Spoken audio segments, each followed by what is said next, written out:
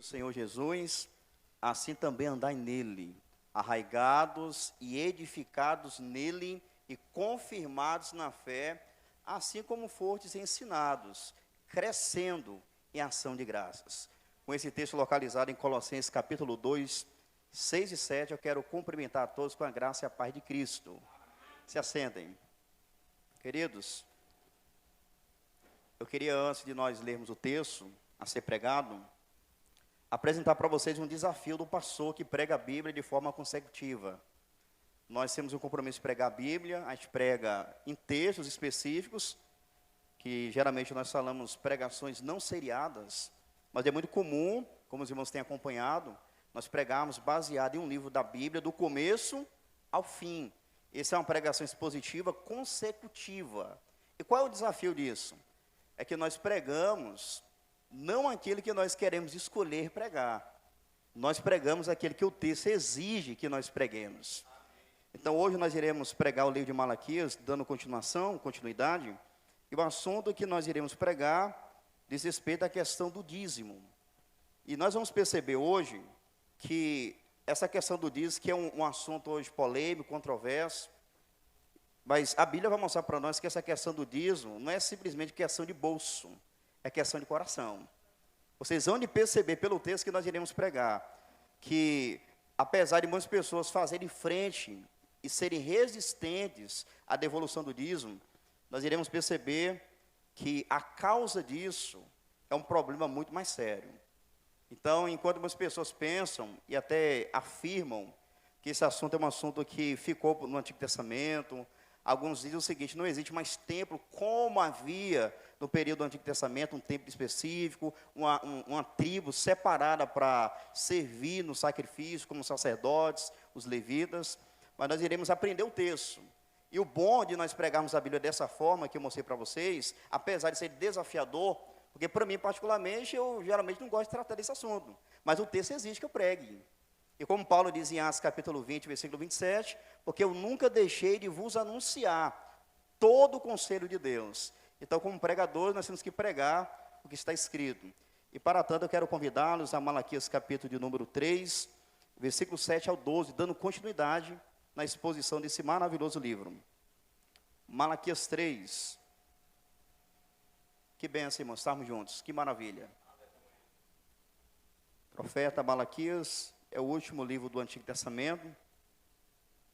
E nós iremos continuar aí agora, a partir do versículo 7. Nós vimos a exposição no domingo passado, o capítulo 2, versículo 17, até o capítulo 3, versículo 6. E hoje, em continuidade, capítulo 3, versículo 7 ao 12. A proposta de Malaquias aqui é apresentar o desvio do povo e o chamado de Deus. Se nós fôssemos resumir o tema, poderíamos dizer o chamado à reconciliação.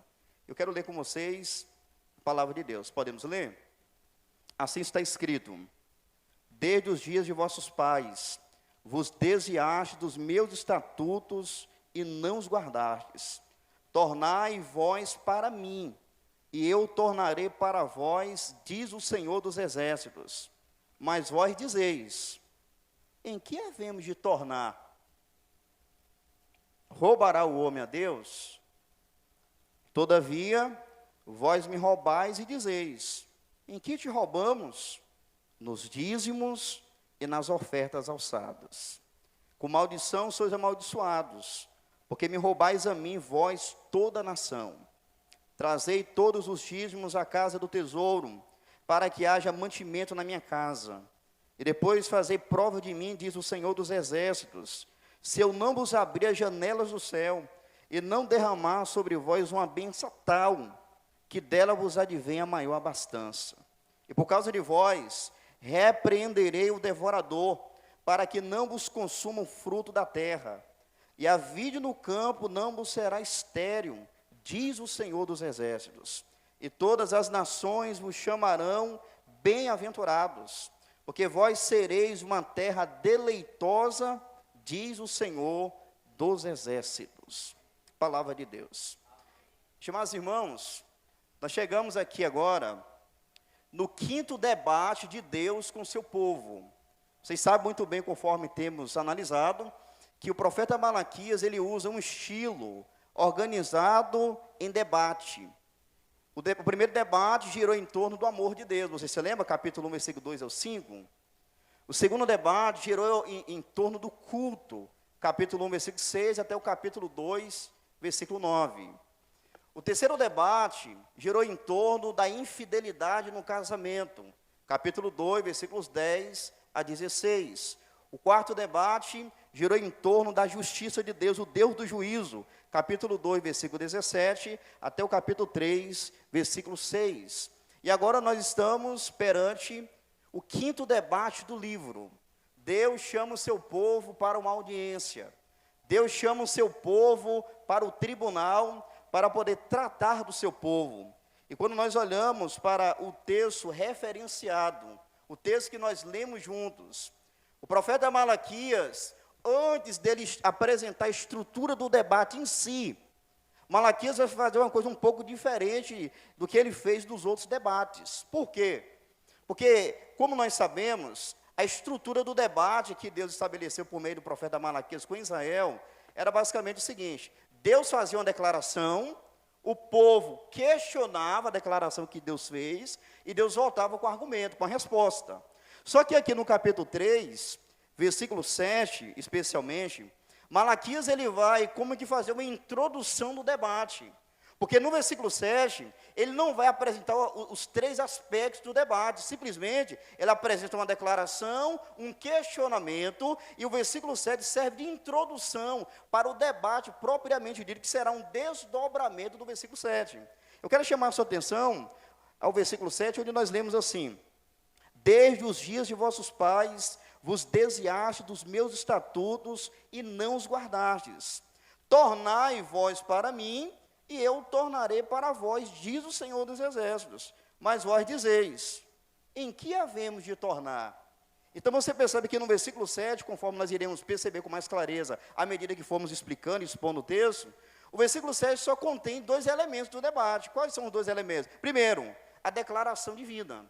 Deus declara que o povo havia se desviado dele e chama o povo para se voltar para ele. Segundo elemento do debate, o povo questiona. E qual o questionamento? Em que havemos de tornar? Só que no versículo 7 falta um elemento do debate quando ele é tratado de forma completa. Qual seria aqui? A resposta de Deus. Então, no versículo 7, apesar dele usar uma estrutura parecida de debate, só que ela falta um elemento aqui. E nessa falta de elemento, nós entendemos que o versículo 7 ele serve como uma base aqui de introdução, cujo desenvolvimento e o desdobramento vai ser feito nos versículos posteriores. Então, aqui no versículo 7, a primeira coisa que é apresentada para nós é uma afirmação divina. Deus afirma que o povo havia se desviado dele. O povo havia se afastado. O versículo 7, ele carrega o teor desse debate. Porque Deus ele vai tratar aqui justamente do desvio do povo. Israel havia se desviado da presença de Deus. Israel havia se afastado do Todo-Poderoso. E quando a gente olha para o versículo 7, nós percebemos aqui claramente um contraste que é feito com o versículo de número 6. Olha o versículo 6. Porque eu, o Senhor, não mudo. Por isso vós, ó filho de Jacó, não sois consumidos. No versículo 6, Malaquias apresenta a imutabilidade de Deus. Deus não muda, Deus é inalterável. Deus permanece sendo o mesmo sempre. De modo que essa foi a causa do povo de Israel não ser consumido. Mas enquanto o nosso Deus é imutável, Ele não muda, e por isso Ele poupou esse povo, o versículo 7 vai mostrar que o povo também estava sendo um povo inalterável. Só que que aspecto de inalterabilidade o Malaquias aprende que o povo estava? Eles não mudavam em alguma coisa. Em que eles não mudavam? Na desobediência. Olha a expressão: desde os dias dos vossos pais, vos desviaste dos meus estatutos e não os guardastes. Ou seja, a desobediência de Israel era de longa data, desde os dias dos vossos pais. Olha, a postura de vocês de desobediência é desde o começo. É como se Malaquias estivesse fazendo um contraste aqui no versículo 6, como de fato está, mostrando o seguinte: Deus não muda, mas parece que vocês também não estão mudando, não, mas só que é na desobediência. Desde o começo dos seus antepassados, desde o início, lá dos vossos pais, vocês têm praticado os mesmos erros. Ou seja, irmãos, Israel estava sendo impenitente. É um tipo de pessoa que se rebela contra Deus e continua se rebelando e não se arrepende. É um povo que vive na prática habitual do pecado.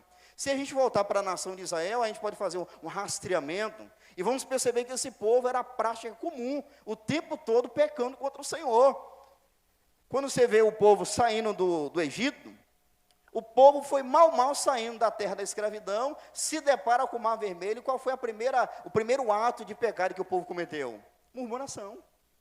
Deus acabara de libertar o povo de Israel, ele se depara com o primeiro desafio, e a primeira reação foi murmurar contra Deus. E isso você vai ler o relato bíblico, que era algo contínuo, murmuração, pecado contra Deus. Inclusive, o que levou a nação de Judá a ser levada para a Babilônia, de forma cativa, foi justamente o quê?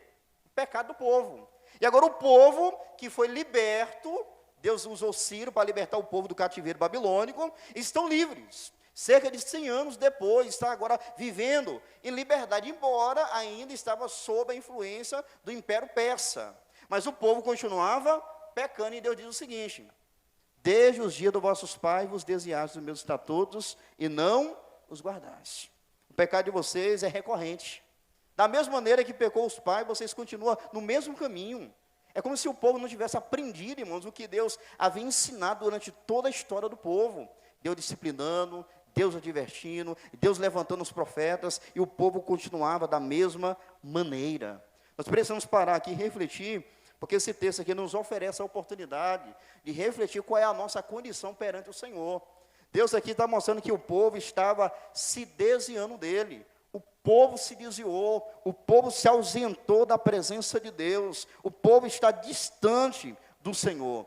E uma coisa que me chama muita atenção, e eu faço questão de destacar aqui, é a maneira como a palavra de Deus, ela expressa a autoridade do próprio Deus, irmãos. Por quê?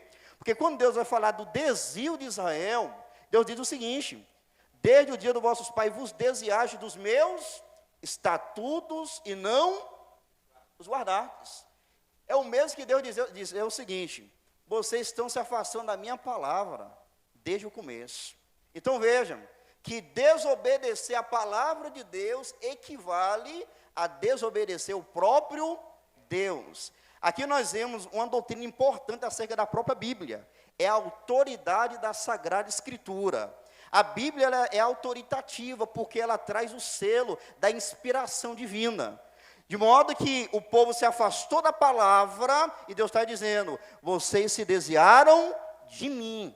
Meus irmãos, quando nós olhamos para esse fato, essa verdade estampada diante de nós, nós precisamos ser comovidos. Porque muitas pessoas hoje, na nossa atualidade, elas depreciam a Bíblia. Ela diz que a Bíblia não tem tanta importância para determinar aquilo que ela crê e a maneira com a qual ela vive. As pessoas vivem desconsiderando claramente a palavra de Deus. Só que assim como Deus falou por meio de Malaquias àquela nação, Deus nos fala hoje mostrando que a sua palavra é autoritativa. Quando a Bíblia fala, meus irmãos, é Deus falando. A Bíblia é a palavra de Deus de tal maneira que quando a Bíblia fala, Deus fala. Então aqui eu chamo a atenção dos irmãos para nós termos esse apreço pela Escritura. A Bíblia, meus irmãos, é Deus falando conosco. Ela é autoritativa, de maneira que o povo se afastou da palavra, e Deus está dizendo: vocês se afastaram de mim. Porque, meus irmãos, a palavra de Deus, ela traz consigo a autoridade do próprio Deus. Quando nós obedecemos a palavra, nós estamos obedecendo o Deus da palavra. Quando nós depreciamos a palavra, nós estamos ignorando o Deus da palavra. Então aqui, o povo se desviou, o povo se extraviou da presença de Deus. Eu pergunto para você nesse momento: será como você anda na presença de Deus? Você será que tem estado em comunhão, ou você tem se desviado da presença de Deus? Nesse texto que nós iremos continuar pregando, nós teremos a oportunidade de refletir como nós estamos perante o Senhor. Então vejam, Deus faz uma declaração: Israel, você está se afastando de mim, você está se desviando. É um pecado rotineiro, recorrente, frequente. Desde os seus antepassados, vocês continuam no mesmo caminho. Vocês não aprenderam com o sofrimento. Vocês não aprenderam com a disciplina que eu apliquei na vida de vocês. Vocês continuam da mesma forma. Não é assim que tem muitas pessoas hoje que servem a Deus, só que continuam na mesma prática o tempo todo. Deus orienta, Deus adverte, Deus disciplina, e a pessoa parece que não quer abrir mão da desobediência. Foi o caso de Israel. Israel se desviava de Deus de forma prolongada. Desde os ancestrais, Israel se desviava do Senhor. Mas aqui a gente vê a importância desse versículo 7 para compreendermos o todo do texto que nós lemos, porque além do povo se desviar e Deus apresentar esse desvio, Deus aqui de forma graciosa vai fazer um chamado para o povo. O povo está se ausentando, o povo está se afastando mais e mais de Deus, mas Deus, por sua graça e pela sua fidelidade, que era a causa desse povo não ser consumido, Deus chama esse povo para se voltar para Ele. Olha o versículo 7, parte B. Tornai vós para mim, e eu tornarei para vós, diz o Senhor dos Exércitos. Então vejam, Deus não quer que o seu povo fique distante dEle. E como Deus é o Deus que não muda, o Deus que preserva e é fiel aos termos da aliança, Deus está chamando Israel. Deus está conclamando Israel, Israel, se volte para mim. Israel, você está distante, você pecou, você prevaricou, mas eu quero ter comunhão com você, eu fiz um pacto com você, eu insisto com você, se volte para mim. Tornai para mim, diz o Senhor dos Exércitos, e eu tornarei para vós. Então o povo estava distante de Deus e por consequência, Deus também estava afastado do povo, mas Deus insiste com o povo, volte para mim e eu voltarei para vocês. Essa é uma verdade, irmãos, que o profeta Zacarias, no seu período, Zacarias ele viveu pouco tempo antes de Malaquias, ele foi contemporâneo de Ageu. O povo já tinha sido liberto do cativeiro, e Zacarias teve uma mensagem semelhante para o povo. Zacarias capítulo 1, versículo 3, tornai para mim, diz o Senhor dos Exércitos, e eu tornarei para vós. Meus irmãos, essa verdade aqui, ela reverbera no Novo Testamento. Toda vez que o povo de Deus se afasta, por alguma razão, Deus está chamando o povo, se volte para mim. Por exemplo, Tiago 4,8, chegai-vos a Deus, e Ele se chegará a vós. Alimpai as mãos pecadores e vós de duplo ânimo, purificai o vosso coração. Então Deus insiste, Deus chama o povo, se volte para mim. E a expressão que aparece aqui, tornai para mim, no hebraico, o sentido aqui é de uma volta em arrependimento. A palavra arrependimento, ela expressa nessa expressão aqui, tornai, é uma conversão, é uma mudança de caminho. Ou seja, Israel estava fora do caminho, e Deus está dizendo, volta para o caminho, volte para mim, volte de onde você não deveria ter saído, volte para o caminho que você não deveria ter se extraviado, tornai para mim, e eu tornarei para vós. Eu quero refletir ainda nesse versículo, porque isso é muito importante, irmãos. A questão do distanciamento de Deus acontece de forma paulatina. A pessoa vai se afastando ali, por exemplo, coisas que quando ela se converteu, ela não abria a mão, falou, olha, isso aqui eu não abro porque eu tenho que honrar a Deus, eu não posso desobedecer a Deus. Aí quando a pessoa começa a se desviar, geralmente é de forma paulatina. Não, isso aqui é verdade, não é isso tudo não. Aí começa a abrir concessões. Ora, todo mundo faz porque eu não posso. Aí começa a ceder aos poucos. E quando vai ver, a pessoa está distante de Deus. Ela leva o nome de cristão, ela leva o nome de servo de Deus, ela leva o nome de uma pessoa que está em comunhão com Deus, quando na verdade Deus sabe a realidade dos fatos. Israel, nessa altura aqui, pensava que estava tudo bem com ele. O povo estava pensando que estava tudo ok. Mas Deus está dizendo, vocês estão se desviando, vocês estão desviados. Só que eu faço um apelo para vocês, torne para mim, e eu vou tornar para vocês. Então, meus irmãos, nós precisamos de tempo em tempo refletir sobre essa verdade aqui. E olha só, Deus faz a declaração, chama o povo para se voltar, mas qual foi a reação de Israel? Olha aí, versículo de número 7, parte final. Mas vós dizeis, em que havemos de tornar? A mensagem é mais ou menos o seguinte, quem? Eu? Como assim me tornar? Eu não me desviei. Eu estou servindo o Senhor como eu sempre servi. Como assim, Deus? O Senhor está falando que nós nos desviamos do Senhor, nós devemos voltar, tornar, como assim? Como havemos de tornar, sendo que está tudo bem conosco? Meus irmãos, Essa postura, vocês já perceberam no livro de Malaquias, que é muito comum, foi uma característica típica para a nação de Israel. Deus afirmava algo e o povo voltava questionando. Como assim? Quem eu? Como assim tornar? Como se estivesse tudo bem, irmãos. Aqui está um grande perigo que o povo de Deus pode incorrer. É o povo estar errado, é a pessoa estar vivendo fora da vontade de Deus e pensar que está tudo bem. Não estou fazendo nada demais, eu vou para a igreja, trazendo para hoje, leio a Bíblia, mas Deus, irmãos, Ele tem o diagnóstico real, verdadeiro.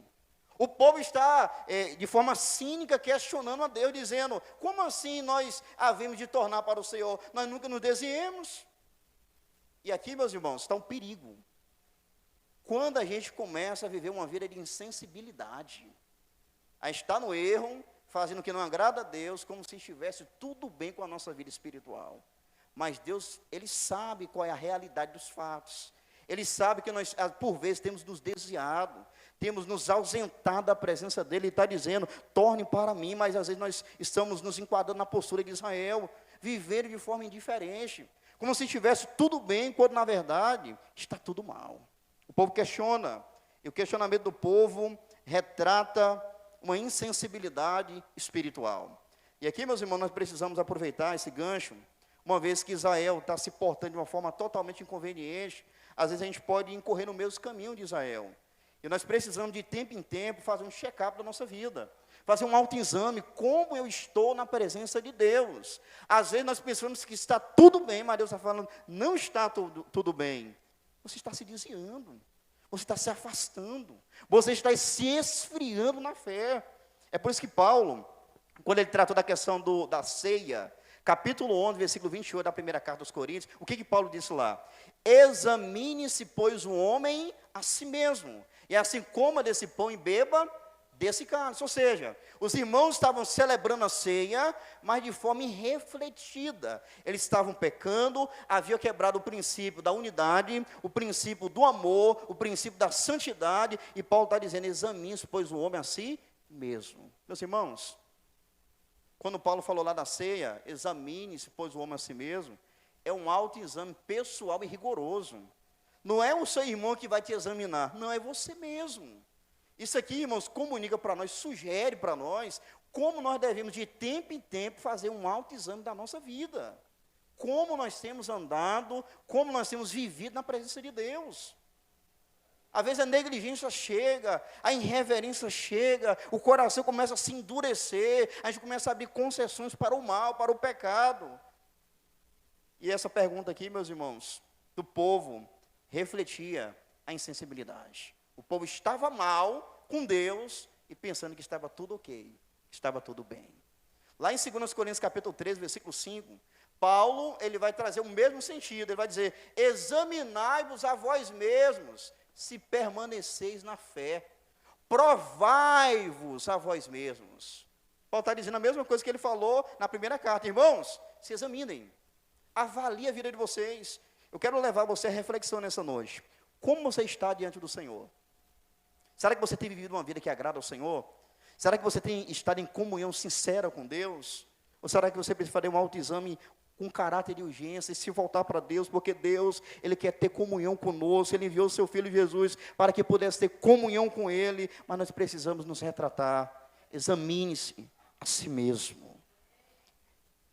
Agora a pergunta que não quer calar é o seguinte: Deus fala que o povo deveria se tornar para Ele, se voltar, se converter, se arrepender e se voltar para o Senhor. O povo está dizendo que havemos de tornar. Aí vem agora, meus irmãos, do versículo 8 ao versículo 12, aquela estrutura básica do debate, embora no versículo 7 a gente tenha os dois elementos, do versículo 8 ao 12 nós temos 3 elementos. Deus vai declarar, o povo vai questionar de novo, e Deus agora vai vir com a resposta, argumentando com base naquilo que Ele afirmou. A pergunta é, como é que o povo deveria se tornar para Deus? Como o povo deveria demonstrar um arrependimento? E o versículo 8, irmãos, Deus ele vai fazer a afirmação. E sabe qual é o ponto que Deus vai colocar aqui? O povo estava se afastando. E Deus vai apresentar um elemento que expressava o desvio do povo. E sabe qual era o elemento? O aspecto? Era a sonegação do dízimo. Olha o versículo 8. Roubará o homem a Deus? Todavia vós me roubais e dizeis, em que te roubamos? Aí vem a resposta, nos dízimos e nas ofertas alçadas. Deus vai fazer uma afirmação, e vai mostrar aqui para Israel, em que eles deveriam voltar para Deus. E Deus traz aqui, irmãos, um exemplo, dentre tantos aspectos da vida de Israel, que estava desalinhado. Deus vai trazer o assunto aqui da questão da devolução do dízimo. E Deus começa com uma pergunta através de Malaquias. Malaquias diz, roubará o homem a Deus? Aqui para nós. Essa pergunta parece ela ter ser impregnada de um grau de absurdidade. Você pode roubar Deus? É como se fosse essa ideia que o povo de Israel deveria refletir. Espera aí, será que alguém tem a capacidade, a condição de roubar de Deus? É como se a resposta que se esperasse aqui é um não. Só que Deus continua dizendo, por meio do profeta Malaquias, todavia, olha, é um absurdo alguém tentar roubar Deus, é algo como se fosse impossível. Todavia, Deus prossegue, todavia, vós me roubais, e dizeis, em que te roubamos? Aí Deus vem com a afirmação declarativa, nos dízimos e nas ofertas alçadas. Veja bem, o fato de Israel sonegar o dízimo aqui, era um reflexo do desvio do povo. O povo estava desviado, e qual foi o sintoma que se manifestou? A sonegação do dízimo. E aqui eu chamo a atenção dos irmãos para entender algo que é importante compreender. Por quê? Porque tem pessoas que quando vai falar dessa questão de dízimo ou oferta, tem muitas pessoas que têm dificuldade e começam a trazer muita justificativa e não sei o quê. E aqui Deus mostra a causa da sonegação do dízimo. Por que Israel estava sonegando o dízimo? Versículo 7. Porque o povo estava se desviando de Deus. Por isso que eu falei para vocês que a questão do dízimo, pessoa que tem dificuldade e resistência de devolver o dízimo, a questão não está no bolso, a questão está no coração. O bolso vai ser um reflexo. É um sintoma de um problema mais sério, que é o problema do coração. Israel não estava bem com Deus. Israel estava distante de Deus. E por isso, eles pararam de devolver o dízimo ao Senhor. Mas essa expressão aqui, ela é digna de nota. Todavia, vós me roubais. E Deus no finalzinho diz, nos dízimos e nas ofertas alçadas.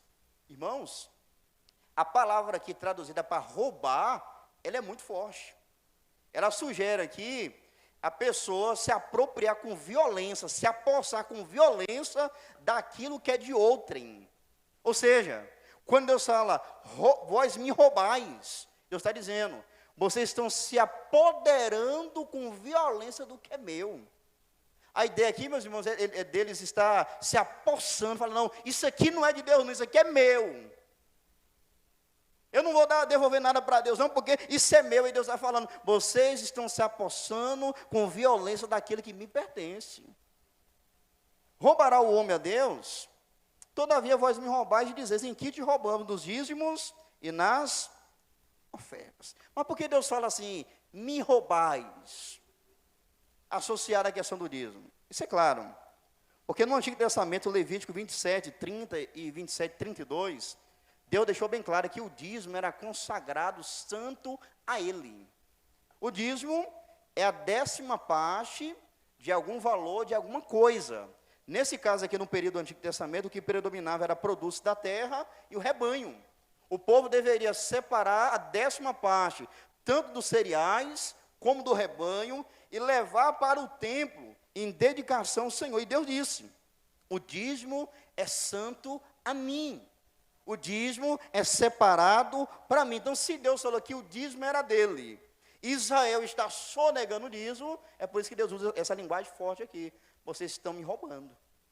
Vocês estão pegando o que é meu, não é de vocês, é meu. E a ideia do dízimo, ela comunica a seguinte verdade. A pessoa separa a 10ª parte, como indicando que, na verdade, tudo pertence a Deus. Tudo é de Deus. Aqui há uma doutrina importante que eu quero explicar para vocês, chamada mordomia cristã. Mordomia cristã não tem nada a ver com, quando a gente fala em mordomia, a pessoa pensa que é corpo mole, né? Você está aí na mordomia, nem esse sentido de mordomia. Mordomia diz respeito ao fato de Deus ser o Criador, Senhor e proprietário de tudo. De maneira que Deus entregou para os homens a missão de administrar aquilo que pertence a Ele. É daí que vem a palavra mordomo. Está ligado à mordomia, ou seja, nós somos mordomos de Deus. Israel era mordomo de Deus e deveria administrar aquilo que pertencia ao Senhor. Então veja, Deus, irmãos, é o proprietário de tudo. Salmo 24:1, do Senhor é a terra e a sua plenitude, o mundo e todos aqueles que nele habitam, ou seja, tudo pertence a Deus. Mas pastor, a casinha lá abençoada que eu tenho, você está administrando, tudo é de Deus. Do Senhor é a terra e toda a sua plenitude de canto a canto, tudo pertence a Deus. Nós somos, irmãos, simplesmente mordomos, e nós iremos prestar conta da nossa mordomia. Será que nós estamos administrando aquilo que é do Senhor de forma apropriada? Será que nós temos gerenciado aquilo que pertence a Deus de forma devida? Tudo é de Deus, irmãos. Inclusive, Deus está falando, o dízimo também é meu. Vocês vão se lembrar de Ageu capítulo 2, versículo 8. Minha é a prata, meu é o ouro, diz o Senhor dos exércitos. Ou seja, tudo é meu. Toda riqueza, todo recurso, toda a terra, tudo é meu. Então, essa é uma verdade que faz uma diferença muito grande, quando nós entendemos que tudo pertence a Deus. A questão do dízimo, meus irmãos, é só um indicativo, onde você fala assim, realmente, tudo é do Senhor, e eu devolvo aquilo que Ele determinou na sua palavra. Davi, você sabe que ele não pôde construir o templo, mãos sujas de sangue. Deus falou, você não vai construir, mas o seu filho sim, Salomão. Mas antes de Davi morrer, ele preparou tudo, riqueza, prata, ouro, os materiais para a construção do templo. E ele vai dizer algo muito lindo, irmãos, quando ele estava convocando as pessoas para contribuir, trazendo as suas ofertas. Primeiro livro das Crônicas, capítulo 29, versículo 14. Davi, ele vai dizer o seguinte, quem somos nós, Senhor?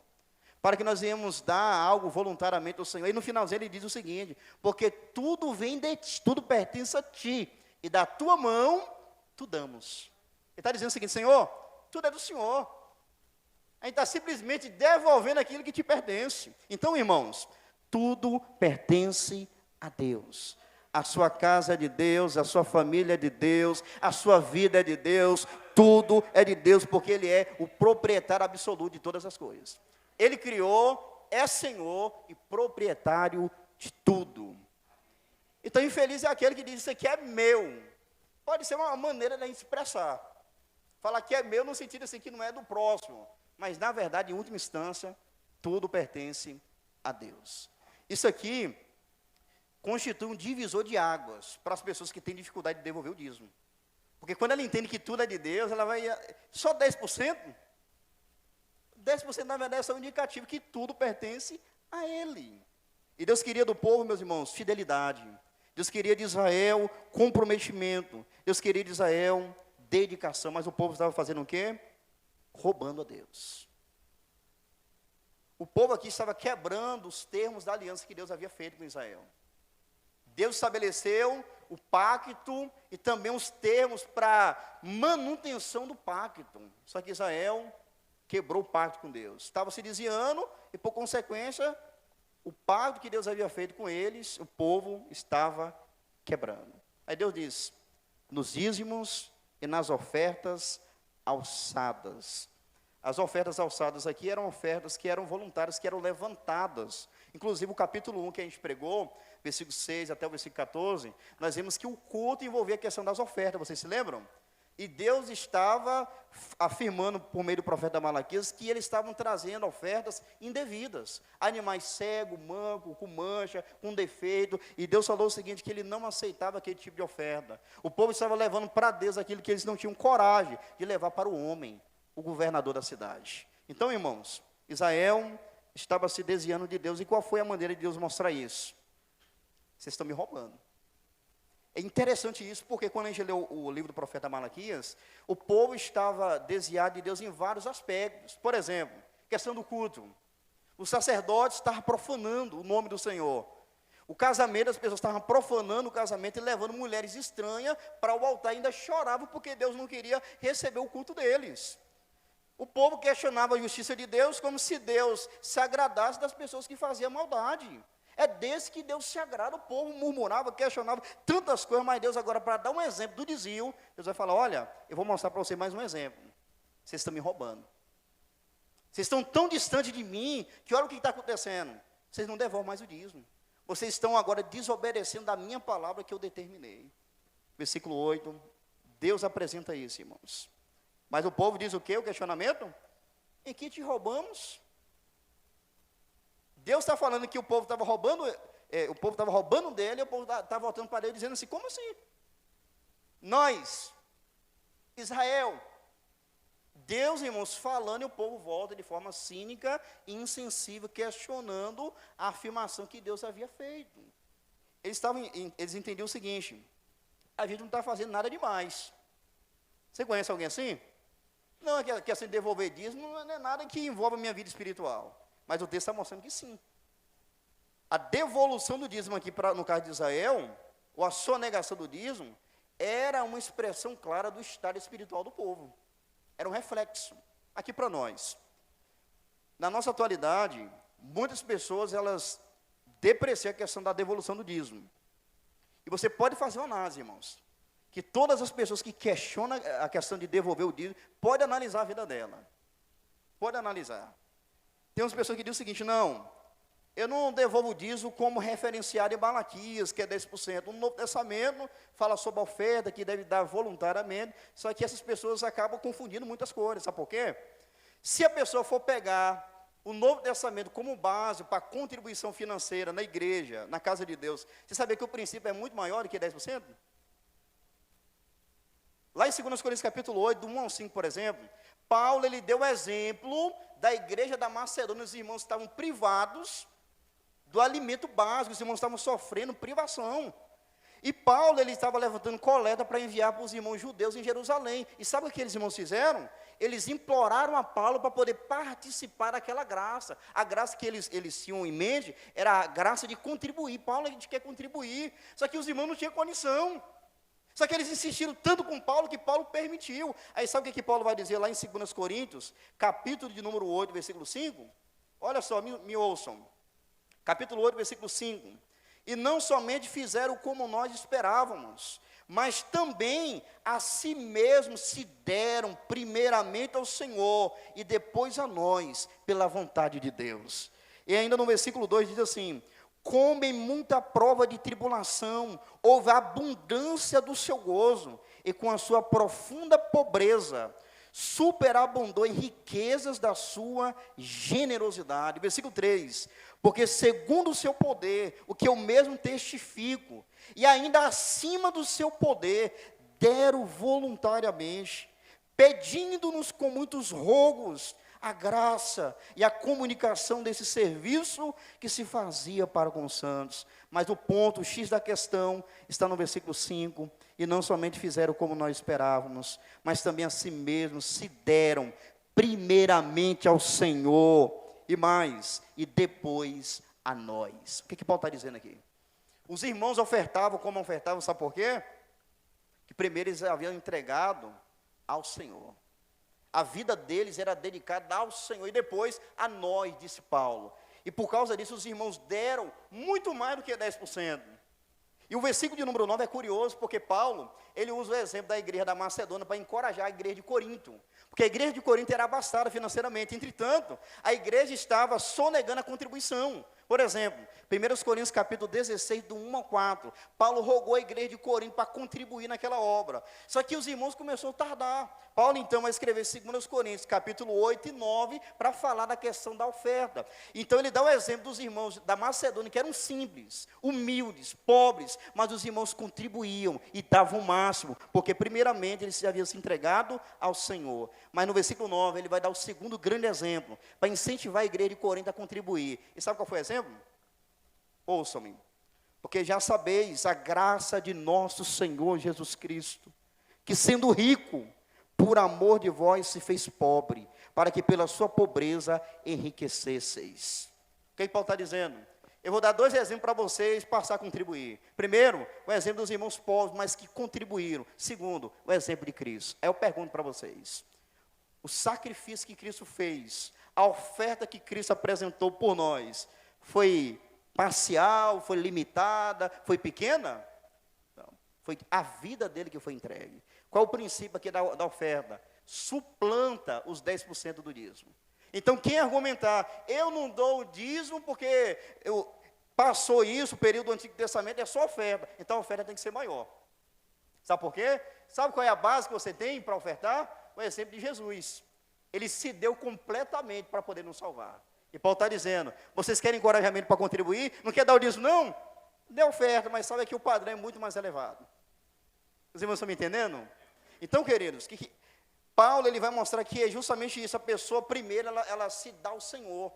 Você percebe que Israel se desviou, porque deixou de dar o dízimo, porque se desviou de Deus. E no Novo Testamento, os irmãos contribuíam, mas primeiramente, ele se entregava ao Senhor. Olha para a sua vida hoje, em termos práticos. Você é uma pessoa que tem disposição para devolver o dízimo, por exemplo?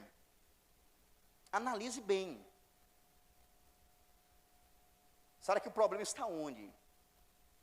Deus está falando para a nação de Israel que a nação de Israel estava sonegando o dízimo, sabe por quê? Porque o povo estava desviado dele. Que palavra para nós, hein, irmãos? Mas, pastor, eu não quero ficar com o Antigo Testamento, não, 10%, então dê a sua vida. Que o princípio de oferta do Novo Testamento suplante muito os 10% do Antigo Testamento.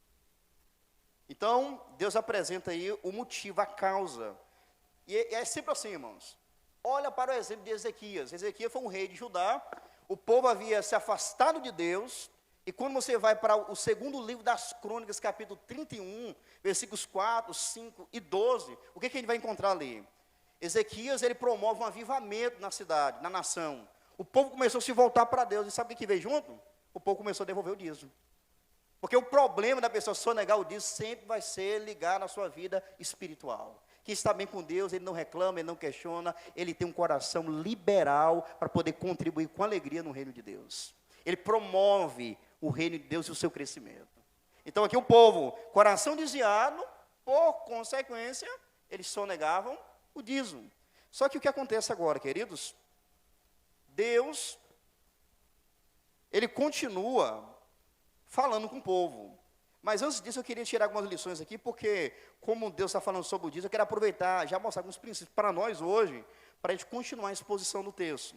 Me permita algumas explicações, tá bom? No Antigo Testamento, os dízimos, tinha pelo menos 4 tipos de dízimos, a gente não tem tempo hábil para isso.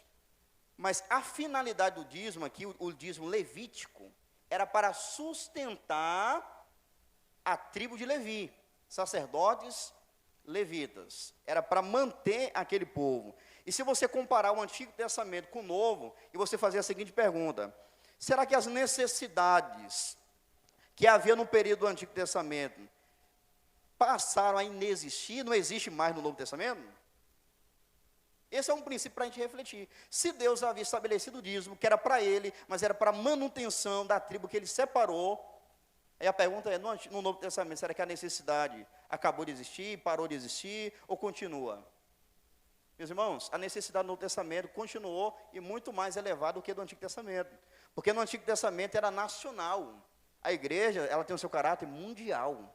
E você vai perceber alguns detalhes, por exemplo, no Antigo Testamento tinha que sustentar os levitas, os sacerdotes, que trabalhavam especificamente no trabalho espiritual, para cuidar da vida espiritual do povo, do culto, da vida com Deus. E no Novo Testamento, será que essas necessidades perduram ou não?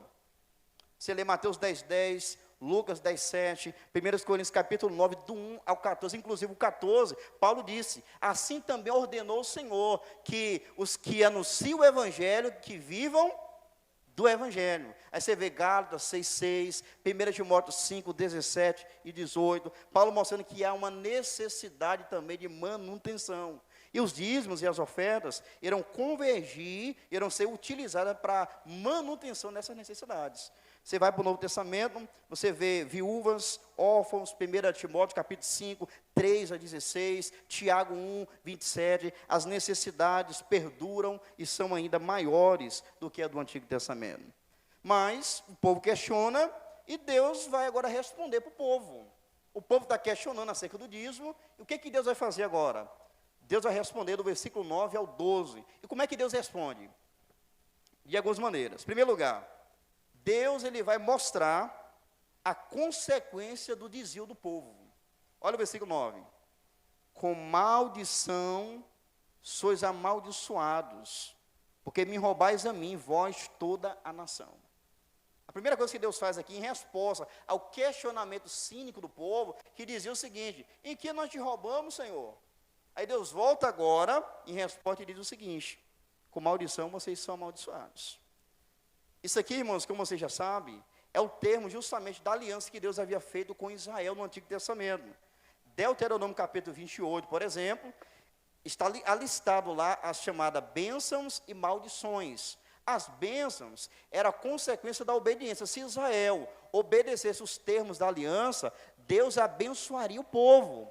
Ao passo que se o povo desobedecesse e quebrasse os termos da aliança, Deus despejava sobre a nação as chamadas maldições. Mas a pergunta é, esse negócio de maldições diz respeito a algo supersticioso? Não. Quando a gente fala de maldição hoje, a pessoa começa a associar maldição hereditária. Esse filho está desse jeito, é a maldição que veio de família. Aí começa a usar essa linguagem de maldição, mas é de forma, meus irmãos, supersticiosa. Maldição aqui na Bíblia diz respeito à disciplina de Deus, o juízo de Deus, o julgamento de Deus. Se a pessoa desobedecesse, Deus vinha com a maldição, ou seja, Deus disciplinava o povo. E Deus está dizendo, com maldição sois amaldiçoados. No capítulo 1:14, Deus já havia dito que maldito seja o enganador. No capítulo 2, Deus amaldiçoou o sacerdote, vocês se lembram? E aqui Deus volta a dizer, com maldição vocês são amaldiçoados. Ou seja, pelo fato do povo ter se desviado de Deus e sonegado o dízimo, o que Deus fez? Deus disciplinou o povo. O povo estava amaldiçoado. A pergunta é, por quem o povo estava amaldiçoado? O Satanás? Passa longe aqui. É o próprio Deus tratando com o seu povo e disciplinando. Vocês estão debaixo de disciplina. E a maldição de Deus no Antigo Testamento, quando o povo quebrava os termos da aliança, envolvia muita coisa. Seca, a chuva parava. Não tem pessoas que estão reclamando da chuva aí hoje? Né? Está chovendo demais, não sei o quê. Naquela época o povo queria ter o privilégio de estar chovendo, como está chovendo aqui hoje. Eu queria que chovesse, mas Deus fechava os céus. O povo ficava em seca. Mas além disso, o povo sofria a questão da colheita. O povo agrário dependia da colheita para sobreviver, do plantio, plantava e de repente vinha um devorador. Devastava com tudo. E Deus está falando, sabe por quê? A condição não está boa para vocês? Porque vocês se desviaram de mim. Vocês quebraram a aliança. Vocês sonegam o dízimo que me pertence. Estão se apoderando do que é meu. Com maldição sois amaldiçoados, porque me roubais a mim, vós toda a nação. Aqui Deus usou, meus irmãos, uma linguagem genérica, generalizando, dizendo, olha, a maior parte de vocês está desviada de mim. Se a gente for analisar, conforme veremos, no finalzinho do capítulo 3, havia um grupo minoritário, pequeno, que era fiel, que temia o Senhor. Mas aqui Deus usou linguagem, mostrando que a maioria dos israelitas, naquela ocasião, de judeus, estavam profanando o nome do Senhor e sonegando a prática do dízimo. Aí Deus diz, com maldição sois amaldiçoados. Irmão, Deus disciplina o seu povo. Não pense você que você viveu uma vida que não agrada a Deus, que desonra a Ele. Deus não vai disciplinar você. Você se lembra da igreja de Laodiceia? Apocalipse 3, a igreja está num estado que Cristo falou que iria vomitá-la da sua boca, vocês se lembram? Não é frio nem crente, lembra? É morno. Vomitar-te aí da minha boca. Aí lá em Apocalipse 3,19, o que Jesus falou? Eu repreendo e castigo a todos quanto amo, se pois zeloso e arrepende-te. Então ele está dizendo, eu castigo, eu disciplino porque eu amo. E era o caso de Israel, o capítulo antes já viu, versículo 2 ao 5, que Deus falou, eu vos amei. E o amor ali abarca os 3 tempos, passado, presente e futuro. Deus diz, eu amo e continuo amando vocês. E por amor, Deus estava disciplinando o seu povo. E Ele continua a fazer isso nos nossos dias. Quando a gente sai do caminho, Deus, por amor a nós, para nós não nos perdermos com o mundo, não sermos condenados com o mundo, Deus nos disciplina. Com maldição sois amaldiçoados. Então tem pessoas que, na hora de um problema, fica preocupado, rapaz, Satanás está me atacando, e sabe que o diabo, ele é oportunista, ele quer fazer tudo para destruir. Mas a gente esquece do ponto principal, como é que está a minha relação com Deus. Será que não é Deus que está aplicando a disciplina em mim? E a gente começa a atribuir a culpa ao diabo, é Deus disciplinando. Fala, meu filho, volte para mim. Tornai para mim, versículo 7, e eu tornarei para vós. Mas além de apresentar aqui a maldição, Deus agora vai fazer o chamado, no versículo 10. Um chamado acompanhado de um desafio. Veja comigo. Trazei todos os dízimos à casa do tesouro, para que haja mantimento na minha casa. E depois fazer prova de mim, diz o Senhor dos Exércitos, se eu não vos abrir a janela do céu e não derramar sobre vós uma bênção tal, que dela vos advenha a maior abastança. Eu chamo a atenção dos irmãos para a primeira expressão que diz aí, trazei todos os dízimos.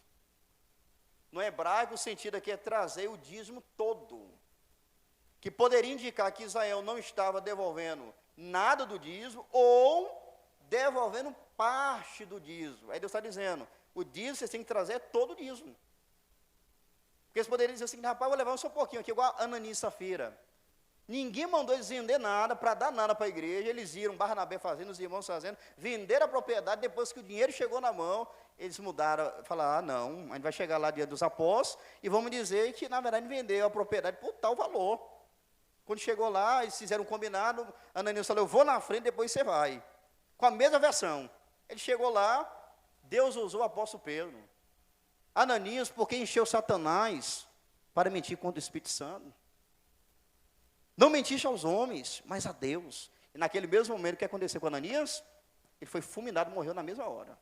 Disciplina divina. A mulher, depois de algumas horas, chegou com a mesma versão, morreu também.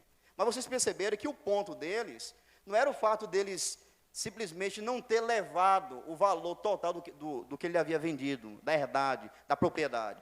A questão foi que eles mentiram. Eles venderam por um valor, chegaram lá falando que foi outro. E Pedro falou, não estava na sua mão, ninguém pediu nada para eles, irmãos. Eles se prontificaram a dar, depois foi mentir. Levar parte. E a gente já viu aqui em Malaquias capítulo 1, que Deus, Ele quer o melhor. Israel estava levando o dízimo, como que dizendo, não, Deus sabe. Aqui reflete que eu estou devolvendo para o Senhor. Então, a gente tem que ter muito cuidado. Ah, vou devolver o dízimo. E você falar, não precisa ser os 10% não, 8% está bom. Aí Deus falou o que aí? Trazei todos os dízimos. Ou seja, o dízimo todo, completo. Então, a questão no salário aqui não é o salário bruto, o valor bruto, é o líquido. Aqui chega na sua mão, o valor real. Chegou na sua mão, você vai trazer todo o dízimo. E olha só a expressão que Deus fala aí.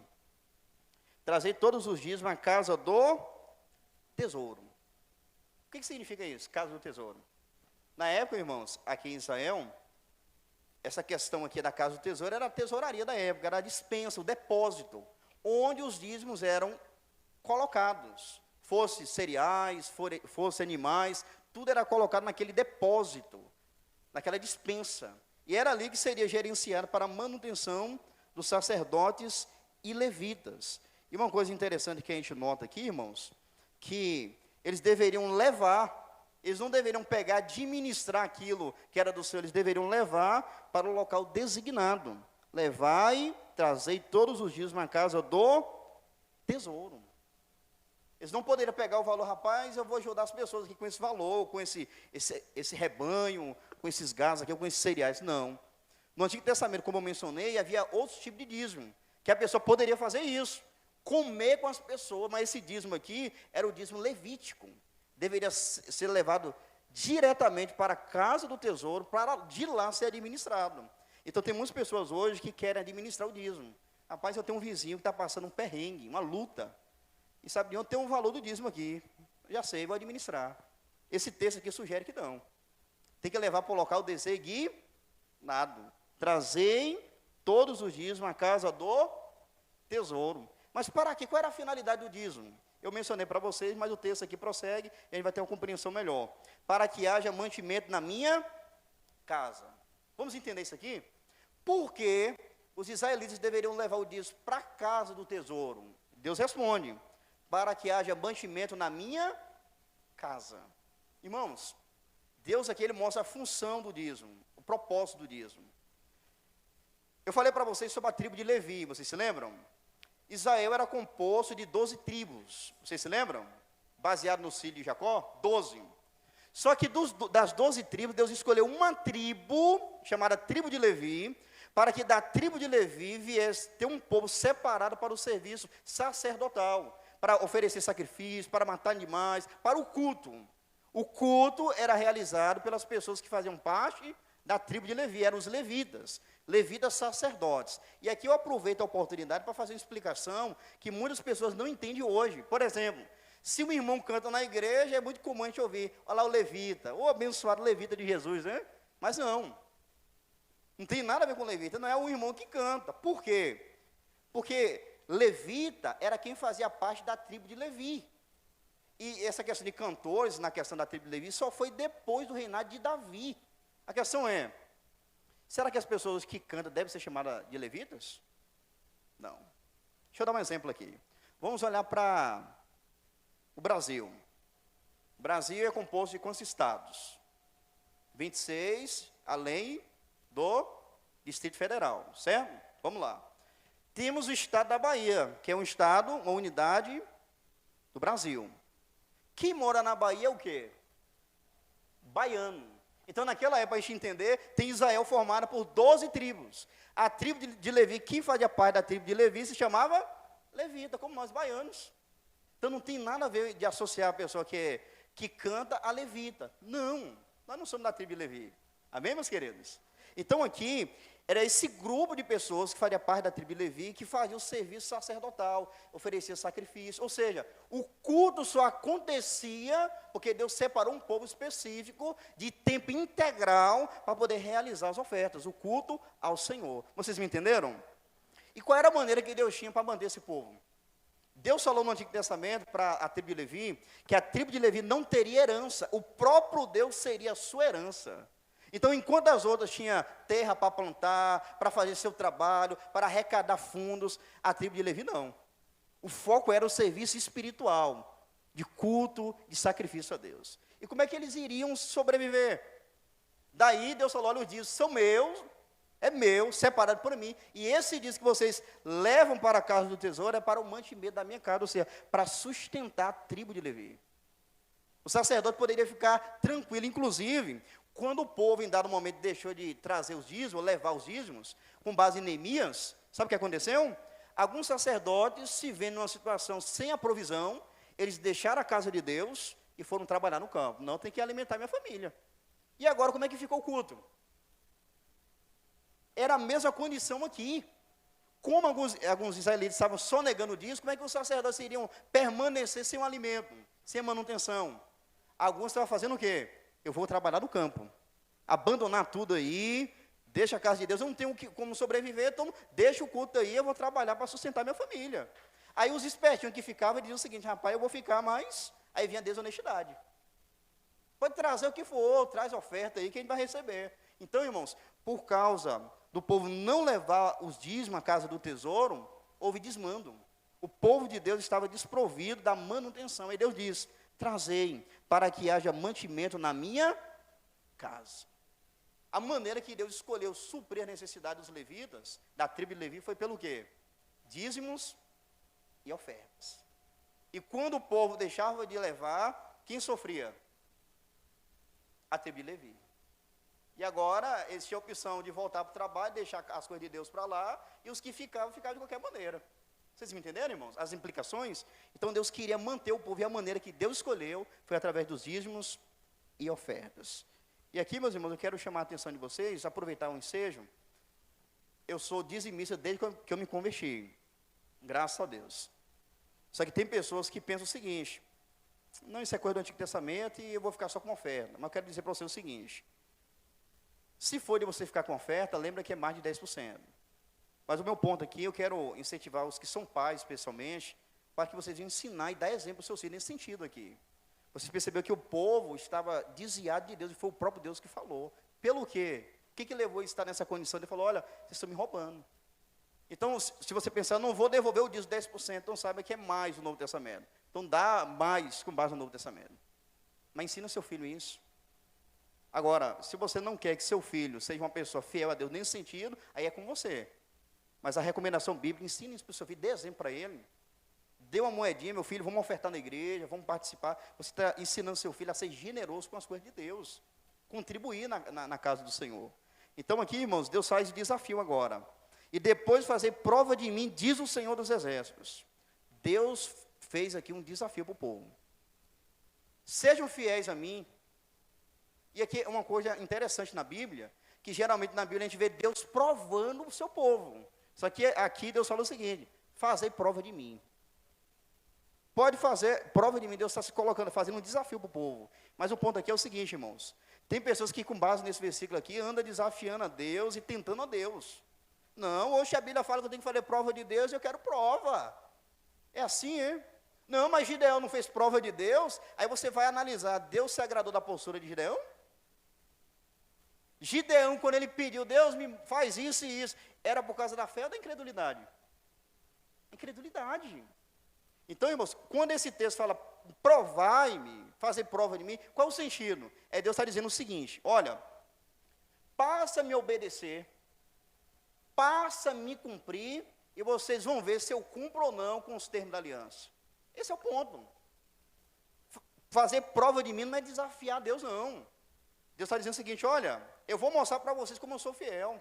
Vocês, pelo contrário, estão sendo infiel. Mas volte à fidelidade, se torne para mim, sejam fiéis, e vocês disserão se eu vou cumprir ou não com aquilo que eu falei.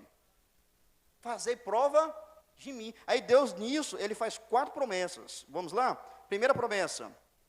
A promessa de chuva. Olha o versículo 10. Se eu não vos abrir as janelas do céu, e não derramar sobre vós uma bênção tal, que dela vos advém a maior abastança. Quando Deus fala abrir a janela do céu, é uma referência à chuva. Gênesis capítulo 7, versículo 11. Você se lembra que quando Deus foi mandar o dilúvio, o que Deus fez? Deus abriu a janela dos céus, ou seja, Deus enviou chuva. E vocês vão se lembrar que Israel era um povo agrário que dependia da chuva para poder regar o seu plantio. Então, Deus está dizendo o seguinte: se vocês forem fiéis, eu vou cumprir os termos da aliança e vou abençoar vocês com chuva.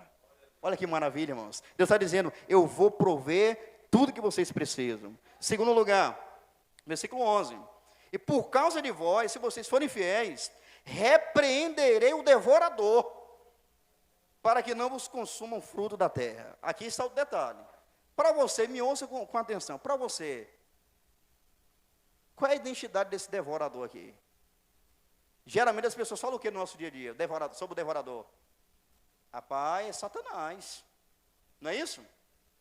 Não é comum? Mas será que é isso que Deus está falando quando diz sobre repreenderei o devorador? Se lembra que o povo era agrário, dependia do plantio. E o que era essa questão do devorador? Era o gafanhoto. Era uma espécie de gafanhoto, irmãos, que vinha em bando. E cobria o céu. Quando vinha, cobriu o céu, é como se estivesse de noite, escurecia tudo. E quando ele chegava no plantio, 30 minutos era suficiente para devastar tudo.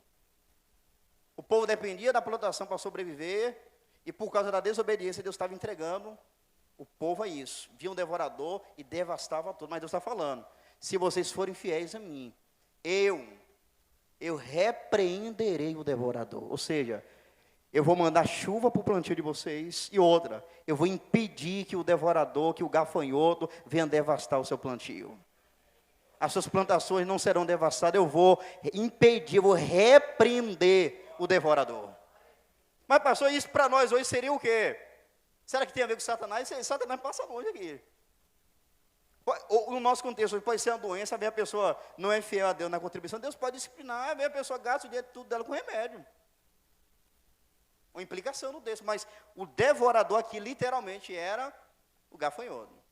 Então Deus está dizendo, primeira promessa, eu vou enviar chuva. Segunda promessa, eu vou repreender o gafanhoto. Terceiro lugar, e a vide no campo, versículo 11, e a vide no campo não vos será estéril, diz o Senhor dos Exércitos. Ou seja, haverá produtividade. Não haverá mais esterilidade. A terra vai ficar fértil. Eu vou abençoar vocês. Quarto lugar, reconhecimento das nações, versículo 12. E todas as nações vos chamarão bem-aventurados, porque vós sereis uma terra deleitosa, diz o Senhor dos Exércitos. Deus está prometendo, as nações vão reconhecer vocês. Você se lembra que Israel foi colocado como luz para as nações. E Deus está dizendo, se vocês forem fiéis, eu vou abençoar vocês, eu vou restaurar vocês, e as nações que vocês deveriam dar testemunho, elas irão reconhecer que vocês fazem parte de uma terra deleitosa que foi dada pelo Senhor. Haverá reconhecimento das nações. Meus irmãos, o dízimo, ele nos ensina 4 princípios básicos. Primeiro, o princípio da dependência. Porque Israel, pelo que Deus falou aqui nesse texto, Israel entendeu que quem mandava a chuva era Deus. Se o povo desobedecesse, Deus cerrava os céus. Então eles dependiam de quem? De Deus. Plantou, para o gafanhoto não devastar tudo, quem ia proteger a plantação? Deus. Deus aqui no dízimo estava ensinando o seguinte: vocês têm que aprender a depender de mim. Vocês não dependem do dinheiro, do recurso para vocês sobreviver, vocês dependem de mim. Quer dizer, para você, meu irmão, você não depende do dinheiro, do trabalho. Deus usa o trabalho para te abençoar, mas você depende dele. Ah, não, eu sou muito forte, eu tenho saúde. Você não depende da sua saúde, você depende de Deus que te dá saúde. Se Ele não quiser, você não levanta da cadeira hoje aqui. Se Deus não quiser, você não levanta amanhã para trabalhar. Sabe por quê, meus irmãos? Porque nós dependemos de Deus. Se o Senhor não edificar a casa, em vão trabalhos que edificam. Se o Senhor não guardar a cidade, em vão vigia a sentinela. Então, quando Deus desafia o povo para trazer os dízimos, levar os dízimos, o princípio é dependência. Hoje a gente pensar o seguinte: eu não dependo do dinheiro, eu dependo de Deus. E o povo estava passando dificuldade. E Deus está falando, trazei. Dependência. Segundo princípio, é o princípio da fidelidade. Não precisa você ter muito, não. É proporcional àquele que você ganha, a 10ª parte. Deus quer que você seja fiel. E lembre de uma coisa, Lucas 16:10. Quem é fiel no mínimo, é também fiel no muito. Mas quem é injusto no mínimo, também será injusto no muito. Tem pessoas que dizem, não, se eu tivesse uma condição melhor, eu devolveria o dízimo. Se você não for fiel no mínimo, você não vai ser fiel no muito. Chega lá na frente, rapaz, é muita demanda, que aumenta. É muita demanda, o salário aumentou, mas a dificuldade aumentou também. Então, se você não aprender a ser fiel a Deus agora, você não vai ser fiel a Deus nunca. Então, dízimo trata de princípio de fidelidade, dependência, segundo, fidelidade. Eu tenho um bom livro, intitulado Torturado por Amor a Cristo. Esse livro, ele retrata testemunho verídico de irmãos que sofreram na Romênia. O regime comunista, os irmãos sendo assolados. Alguns irmãos aqui da igreja já leram esse livro. E lá a gente tem um relato, irmãos, de tirar lágrimas. Como eles estavam presos, não tinha condição de devolver o dízimo. Sabe o que eles faziam? Eles recebiam uma sopa rala lá, fatia de pão. E sabe como é que ele fazia para devolver o dízimo? Separava ali, um pedacinho de pão durante o mês e dava para os irmãos que estavam mais fracos, mais torturados, como dízimo ao Senhor. Eles morrendo de fome, mas mesmo não tendo dinheiro, mesmo não tendo recurso, eles tinham aquela fatia de pão que eles recebiam e separavam como dízimo ao Senhor. Eu quero dizer para você que questão de devolver dízimo, irmãos, é questão de fidelidade. Você não precisa ter muito para ser fiel. Você deve ser fiel no pouco. Se você for fiel no mínimo, você também será fiel no muito. Terceiro princípio, o princípio da gratidão. Eu não mencionei, mas o dízimo, ele veio antes da lei. Embora foi promulgado pela lei mosaica, mas ele veio antes da lei. Gênesis 14 vai mostrar para nós que Abraão devolveu o dízimo para Melquisedeque. Mas há um outro relato em Gênesis capítulo 28, em que Jacó, neto de Abraão, ele estava indo para Padã Arã, e quando ele estava ali deitado, em cima daquela pedra que ele fez de cabeceira, fez de travesseiro, estava ali deitado, ele teve uma visão, e viu o anjo subindo, descendo, e de repente ele começou a falar para Deus, que se Deus abençoasse a jornada dele, e desse pão para comer, roupa para vestir, de tudo ele daria o dízimo. Qual é o princípio aqui? O princípio da gratidão. O dízimo, você não devolve o dízimo para você receber de Deus. Você devolve o dízimo porque você recebeu de Deus. Então, o dízimo não tem nada a ver com barganhar com Deus. Eu vou dar para receber, não. Eu sou grato a Deus porque Ele tem me sustentado. E o ato de devolver o dízimo é um ato de gratidão a Deus. Mas além de dependência, fidelidade e gratidão, o dízimo traz o princípio do amor. Porque se você saber que é para manutenção da obra de Deus, você vai fazer com amor a Deus e ao povo que será suprido e abençoado. 1 Coríntios 16, 14. Todas as vossas coisas sejam feitas com amor. Queridos, eu quero finalizar esse sermão chamando a atenção dos irmãos para 2 fatores. O povo se desviou. Então nós precisamos refletir hoje como está a nossa vida. Será que não está ligado à questão da sonegação do dízimo também? Possa ser que você esteja sonegando a devolução de dízimo. O texto mostra que você não está bem espiritualmente. Mas possa ser que não seja na área financeira, seja outra área. Mas o ponto aqui que a gente tem que realçar é aquele exame que a gente tem que fazer da nossa vida. Sócrates, aquele que a gente mencionou na quarta-feira, que bebeu o copo de cicuta, de veneno, tranquilamente, não foi isso?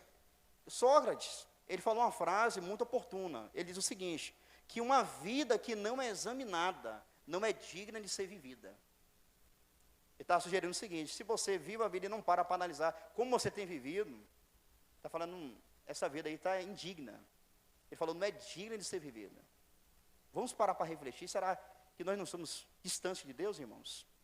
Lamentações, capítulo 4, capítulo 3, versículo 40, Jeremias ele vai falar algo muito profundo. Esquadriemos os nossos caminhos, experimentemos-los e voltemos para o Senhor.